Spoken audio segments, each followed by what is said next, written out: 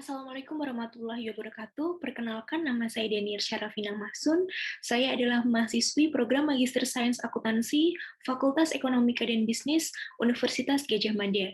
Sebelumnya, yang terhormat Ibu Wuri Handayani, SE AKMSI MA PhD, selaku pembimbing saya, dan juga Bapak atau Ibu penguji. Pada kesempatan kali ini, saya akan mempresentasikan tesis saya yang berjudul Pengaruh Sistem Kontrol Formal dan Informal terhadap Kinerja Karyawan dengan motivasi sebagai mediasi, studi empiris pada perusahaan startup di Indonesia. Berikut ini adalah outline presentasi yang akan saya sampaikan. Yang pertama adalah pendahuluan, yang kedua landasan teori dan tinjauan pustaka, yang ketiga adalah metode penelitian, yang keempat hasil dan pembahasan, dan yang terakhir adalah kesimpulan, keterbatasan, implikasi, dan saran. Penelitian ini dilatar belakangi oleh perkembangan teknologi yang semakin pesat. Dan ternyata perkembangan teknologi tersebut telah dimanfaatkan masyarakat untuk membuat atau menjadi bagian dari perusahaan startup. Di mana perusahaan startup ini dirancang untuk mengembangkan produk atau jasa dari suatu perkembangan teknologi serta dirancang untuk berkembang secara cepat dan diharapkan mampu mendapatkan keuntungan dengan merancang ide dan prototipe. Menariknya, seperti yang kita lihat pada tabel berikut, bahwa Indonesia memiliki perkembangan startup yang cukup pesat, yaitu Indonesia berada pada peringkat kelima setelah negara Kanada dengan jumlah startup sebanyak 2.216. Tidak hanya itu, keberadaan startup di Indonesia juga mampu memberikan dampak pada perkembangan ekonomi kreatif dalam hal penerapan digitalisasi industri. Tentunya, kontribusi perusahaan startup tersebut juga diiringi dengan perkembangan startup itu sendiri. Perkembangan startup diawali dengan tahapan bootstrapping, seed stage, lalu crescent stage. Kemudian startup bisa mempertimbangkan untuk melakukan exit dengan cara IPO, merger, ataupun akuisisi.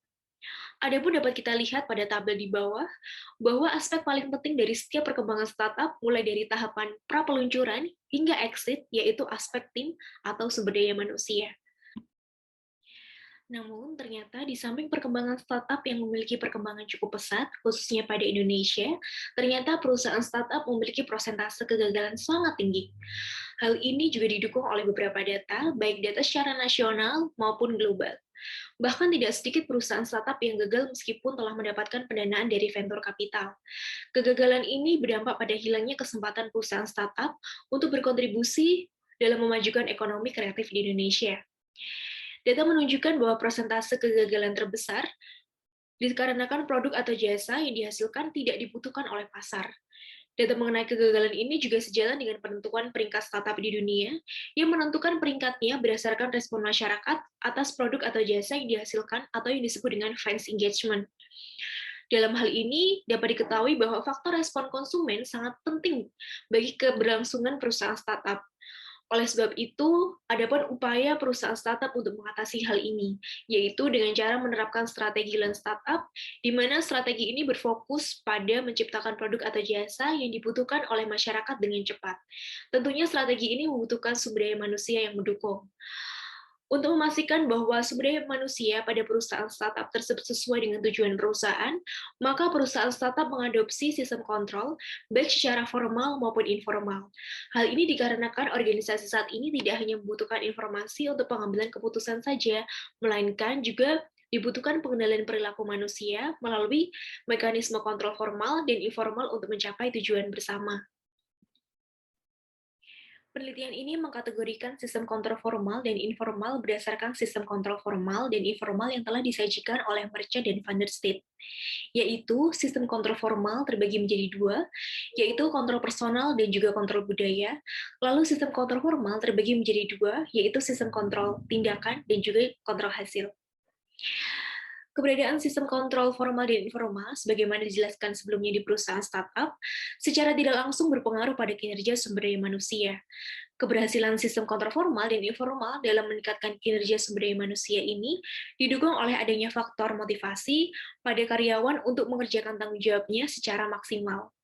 Motivasi dalam hal ini dibedakan menjadi dua, yaitu motivasi intrinsik dan juga ekstrinsik. Sehingga pertanyaan pada penelitian ini adalah, apakah terdapat pengaruh tidak langsung antara kontrol personal dan juga kontrol budaya terhadap kinerja melalui motivasi intrinsik? Dan apakah terdapat pengaruh tidak langsung antara kontrol tindakan dan juga kontrol hasil terhadap kinerja melalui motivasi ekstrinsik? Penelitian ini memiliki 4 hipotesis yang didasarkan pada 2 teori, yaitu self-determination theory dan motivation crowding theory.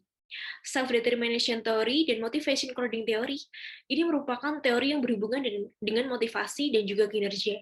Namun, kedua teori ini menjelaskan jenis motivasi yang berbeda. SDT menjelaskan motivasi dalam diri individu atau motivasi intrinsik, lalu MCT menjelaskan motivasi individu dari luar atau motivasi ekstrinsik. Kedua motivasi ini apabila dimiliki oleh individu mampu meningkatkan kinerja di individu tersebut. Adapun kedua motivasi ini meningkat karena adanya intervensi dari lingkungannya. Pada penelitian ini, bentuk intervensi dalam meningkatkan motivasi individu yaitu kontrol personal, kontrol budaya, kontrol tindakan, dan juga kontrol hasil. Oleh sebab itu, hipotesis pada penelitian ini adalah yang pertama, motivasi intrinsik secara tidak langsung mempengaruhi kontrol personal terhadap kinerja karyawan. Yang kedua, motivasi intrinsik secara tidak langsung mempengaruhi kontrol budaya terhadap kinerja karyawan. Yang ketiga, motivasi ekstrinsik secara tidak langsung mempengaruhi kontrol tindakan terhadap kinerja karyawan. Dan yang terakhir, motivasi ekstrinsik secara tidak langsung mempengaruhi kontrol hasil terhadap kinerja karyawan. Penelitian ini merupakan penelitian kuantitatif dengan menggunakan instrumen penelitian berupa kuesioner berskala Likert 1-7. Penelitian ini juga telah dilakukan uji pilot pada 41 responden karyawan startup di Yogyakarta. Dan uji pilot menunjukkan bahwa instrumen penelitian telah sesuai kriteria berdasarkan uji validitas dan reliabilitas. Populasi penelitian ini adalah perusahaan startup pada wilayah Jakarta, dikarenakan persentase terbesar persebaran perusahaan startup adalah pada wilayah tersebut, yaitu sebesar 1.331 dengan persentase sebesar 60,6%. Kemudian pengambilan sampel menggunakan propositive sampling dengan kriteria perusahaan pada crescent stage sudah mendapatkan modal dari modal Ventura dan karyawan telah bekerja minimal 2 tahun. Kemudian jumlah sampel yang direncanakan adalah sebanyak 205 dan didasarkan pada perhitungan Hare et al. Tanda pengumpulan data pada penelitian ini yaitu dengan menghubungi pihak perusahaan startup yang telah memenuhi kriteria dan mengirimkan kuesioner berbentuk Google Form melalui sosial media yaitu WhatsApp. Teknik analisis data menggunakan SAMPLS dengan model pengukuran inner model dan outer model. Berikut ini adalah hasil dari pengumpulan data yang menunjukkan bahwa target awal responden yaitu 205 responden. Kemudian per tanggal 31 Maret 2021 terkumpul sebanyak 211 responden, sehingga penelitian ini memiliki responden rate sebesar 102%.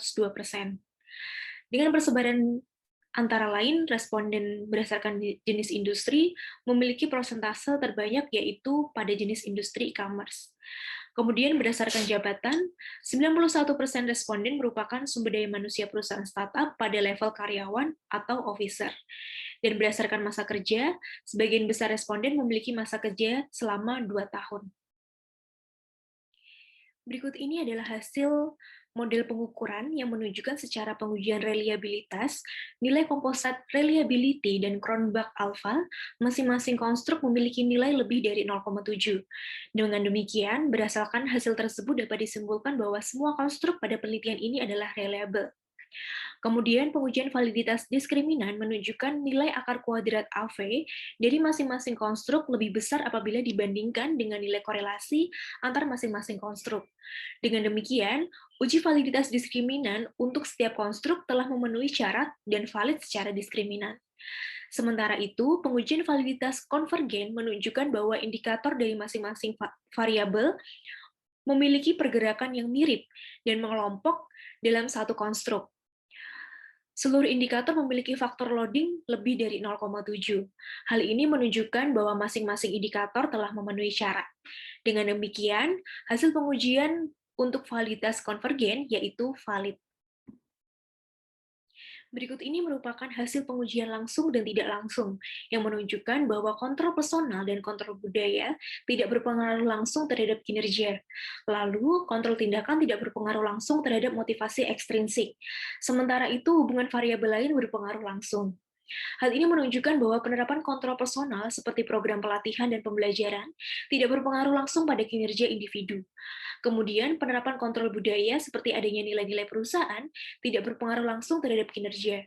Lebih lanjut, penerapan kontrol tindakan seperti adanya SOP dan beberapa perencanaan tidak mampu meningkatkan motivasi ekstrinsik individu pada perusahaan startup. Sementara hasil pengujian hipotesis pertama menghasilkan p-value kurang dari 0,01. Hal ini menunjukkan bahwa penerapan kontrol personal seperti program pelatihan dan pembelajaran akan berdampak pada kinerja individu apabila individu merasa termotivasi secara intrinsik, sehingga hipotesis pertama terbukti.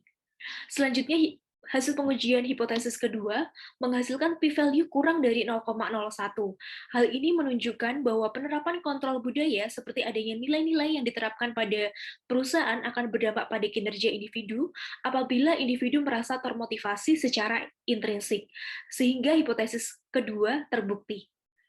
Lalu hasil pengujian hipotesis ketiga menghasilkan p-value lebih dari 0,01. Hal ini menunjukkan bahwa penerapan kontrol tindakan seperti adanya SOP, aturan, dan beberapa perencanaan yang diterapkan pada perusahaan akan berdampak pada kinerja individu tanpa harus memastikan individu tersebut merasa termotivasi secara ekstrinsik, sehingga hipotesis ketiga tidak terbukti. Kemudian yang terakhir, hasil pengujian hipotesis keempat menghasilkan p-value kurang dari 0,01. Hal ini menunjukkan bahwa penerapan kontrol hasil seperti adanya KPI yang diterapkan pada perusahaan akan berdampak pada kinerja individu apabila perusahaan memberikan kompensasi secara moneter atau menerapkan motivasi secara ekstrinsik sehingga individu merasa termotivasi. Dalam hal ini, hipotesis keempat terbukti. Pada penelitian ini juga telah dilakukan analisis industri yang bertujuan untuk mengetahui pengaruh hubungan variabel terhadap kinerja pada masing-masing industri. Hal ini dikarenakan masing-masing industri memiliki karakteristik yang berbeda-beda. Hasil pengujian langsung menunjukkan bahwa hubungan kontrol personal terhadap kinerja pada keempat industri tidak berpengaruh langsung terhadap kinerja. Kemudian, kontrol tindakan tidak mampu berpengaruh langsung terhadap motivasi ekstrinsik pada jenis industri teknologi transportasi, pendidikan, dan e-commerce. Sementara itu, berdasarkan hasil pengujian tidak langsung terhadap kecenderungan hasil yang sama pada jenis industri teknologi transportasi, pendidikan, dan e-commerce yang menunjukkan bahwa motivasi intrinsik berpengaruh tidak langsung antara kontrol personal terhadap kinerja. Sedangkan jenis teknologi kesehatan menunjukkan hasil yang sebaliknya. Artinya, penerapan kontrol personal seperti program pelatihan dan pembelajaran akan berdampak pada individu apabila individu teknologi transportasi, pendidikan, dan e-commerce merasa termotivasi secara intrinsik. Sedangkan kinerja individu pada teknologi kesehatan akan meningkat karena disebabkan oleh faktor lain. Sementara, hasil pengujian hubungan variabel lainnya pada keempat industri sesuai dengan pengujian hipotesis pada penelitian ini. Penelitian ini dapat disimpulkan bahwa, yang pertama, jumlah responden yang diteliti atau telah memenuhi kriteria sebanyak 211 responden. Yang kedua, motivasi intrinsik berpengaruh tidak langsung terhadap kontrol personal dan kinerja, sehingga hipotesis yang pertama terbukti. Yang ketiga adalah motivasi intrinsik berpengaruh tidak langsung terhadap kontrol budaya dan kinerja, sehingga hipotesis yang kedua terbukti.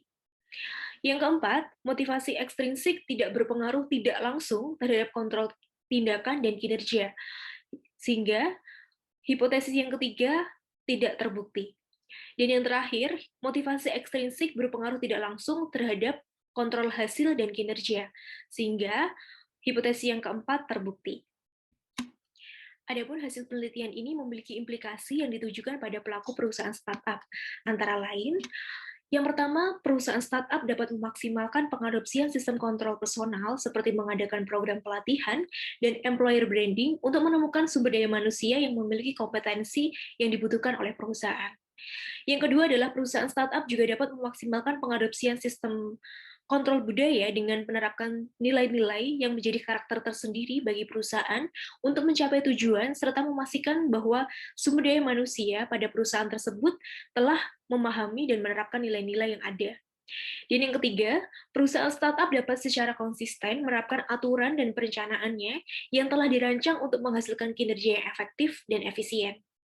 Yang terakhir, perusahaan startup juga dapat memaksimalkan pengadopsian kontrol hasil dengan melakukan evaluasi kinerja secara berkala, serta pemberian kompensasi berupa moneter.